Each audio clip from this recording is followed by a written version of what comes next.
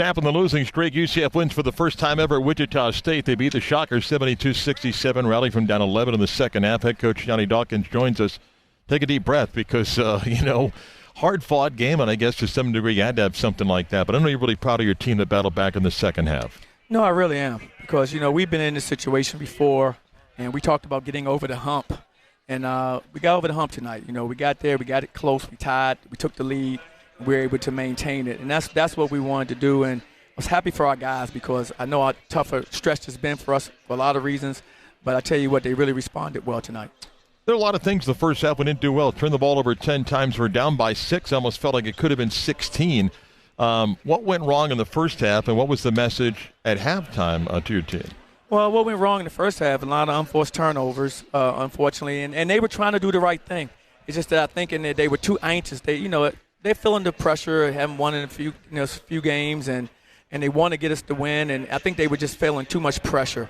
And what I wanted to try to do was calm them down at halftime and settle down and understand that we did some good things. We were making some plays. Don't stop doing those things. They're going to work for us. We're doing the right stuff. And I thought our guys continued to do those things. In the second half, it turned around. Coach, 52-41, you call timeout with 12 to go. When a play for Taylor, he gets one of 2 free throws. We got to stop. He gets a 3.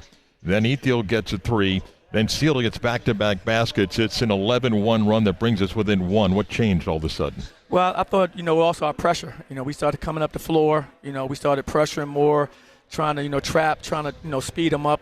And I thought we were able to do that. I thought we forced a lot of turnovers during that stretch, which got us out running, got us some open looks.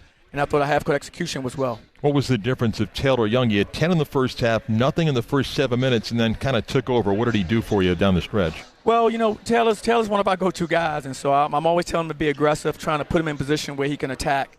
And I called his number a few times down the stretch, got him going, and once he got going, then look out, because one can turn into 2, 3, 4, 5 quick. So he really got going, and I think he did a great job of kind of leading the charge, during that comeback. Coach, a couple of really big plays. 1-point ball game with just over 3 to go, and C.J. Kelly is 1 for 9 shooting, but he makes the right play on a spin drive inside to kick out to Ethiel.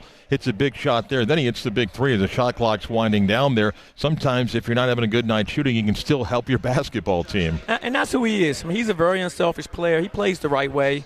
And he made the drive. The play was to get the ball to Ithiel. We couldn't get to him on the first look. Credit their defense. We were able to get it on the second look. C.J. Kelly knew he was going to be over there based on what we were running. And, of course, he threw it to him, and great shot by Ithiel. Darius tonight, 7 steals, 4 assists, no turnovers, and really some big plays and part of that second half. But a lot of quick hands. We had a whole bunch of steals tonight, 13 steals tonight for you. Definitely, and that's what I was saying. But the pressure picking up, trying to change our style a little bit, a little short-handed. So we're trying to find what works for us, this group. And I think work for this group is picking up full court a little more, pressing, trapping a little more, just being more aggressive in those situations. I think our guys play well in those stints where they're able to get out in the open court. We're able to attack, and defensively it turns us up. Be ready for your number to be called upon. Tierno Seal had a couple of really big baskets, and you had to go to him at times, and he was, athletic, energetic, but a couple of really big shots that went in for him. Absolutely. He's going to be a terrific player. He's long, he's active. As you can see, he has a really good first step. He can shoot the ball from the perimeter. And he's a shot blocker as well. So he's just learning as a freshman. His best basketball is ahead of him. I thought he gave us a huge lift. He gave us a spark with his energy and his playmaking. Lockham has to be really happy right now. What was your message to the team, and what do you hope the team takes out of this game? Well, I just told our guys it was a great team win. First of all, I understand it was a great team win. I told them they were the first team to ever, win here, which is no small feat, as you know. And I told them I was proud of them, because I know we had to hang in there, and try to get over the hump, which we did. So that's what we talked about. But I was very, very happy for our guys because I know how much we wanted it, and they were able to accomplish it. Thanks, Coach. Congrats. Come back. More postgame in a moment. This is UCF Basketball.